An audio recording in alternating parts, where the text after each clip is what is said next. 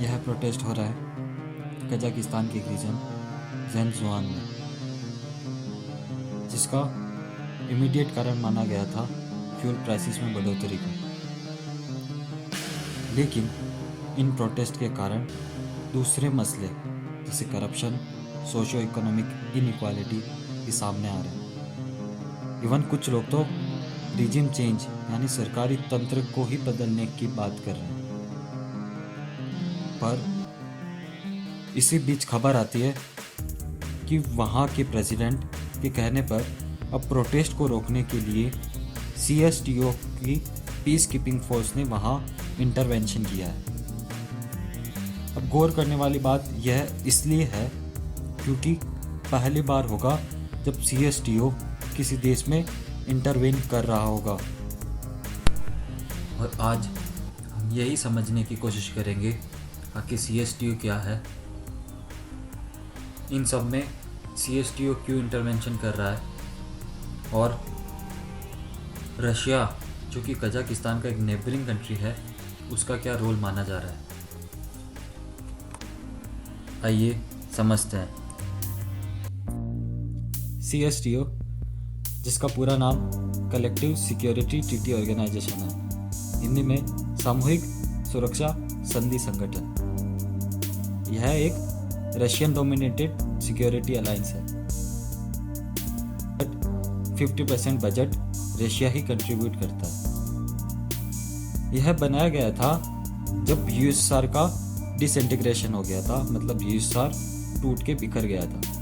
तो उस समय के USSR में जो कुछ कंट्रीज थी उनने मिलके एक म्यूचुअल डिफेंस ट्रीटी साइन करी और जिसका नाम रखा कलेक्टिव सिक्योरिटी ट्रीटी, हिंदी में सामूहिक सुरक्षा संधि।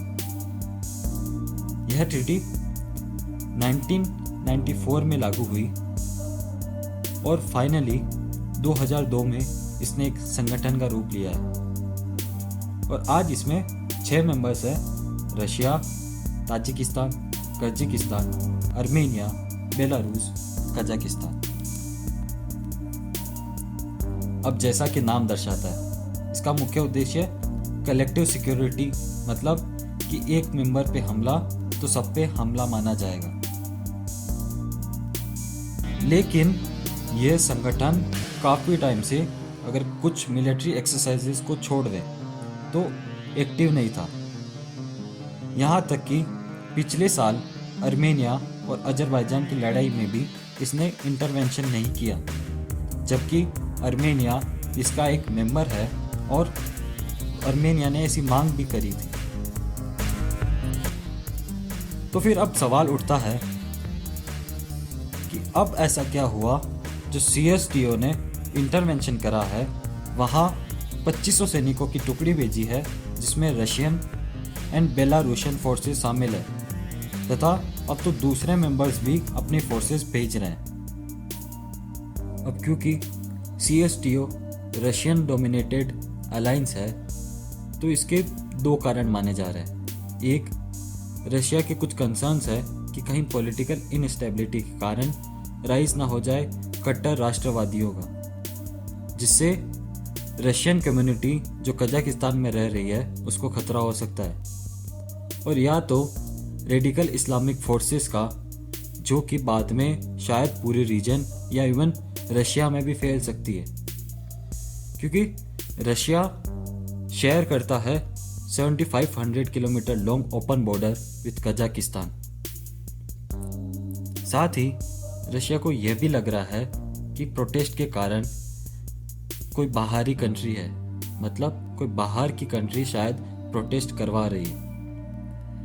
तो शायद CSTO के जरिए ही सही, पर सेना भेज के रशिया ये क्लियर मैसेज दे रहा है कि वो अपने इलाके, अपने एरिया में किसी भी तरीके का शासन पद्धति को बदलने वाला आंदोलन नहीं होने देगा।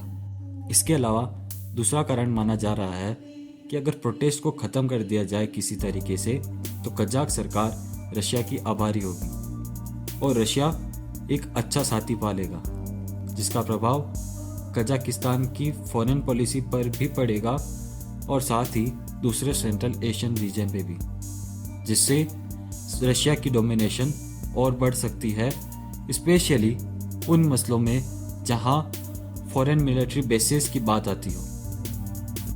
एनीवे, हमें हमारे कुछ सवालों का जवाब तो मिल चुका है, जैसे CSTO क्या है और क्यों उसने कजाकिस्तान में इंटरवेंशन करा। पर अब यह देखना होगा कि क्या प्रोटेस्ट रुकते हैं, और रुकते हैं तो कब। साथ ही यह भी देखना होगा कि क्या प्रोटेस्ट रुकने पे CSTO की ट्रूप्स वापस भी जाएगी। US secretary of state Antony Blinken तो पहले से ही चेतावनी दे चुके हैं कि one lesson of recent history is that once Russians are in your house it's sometimes very difficult to get them to leave. Hindi में, अगर एक बार रशियंस आपके घर आ जाए तो मुश्किल हो जाता है उन्हें निकालना। इसी बीच चाइना कजाकिस्तान का दूसरा बड़ा पड़ोसी, जो रशिया के साथ वहाँ अपना इन्फ्लुएंस बढ़ाने को कम्पीट कर रहा है, बड़ी ही बारीकी से इन सबको देख रहा होगा, क्योंकि उसके भी बड़े इन्वेस्टमेंट है कजाकिस्तान में। Anyways, with this detail, me signing off for today.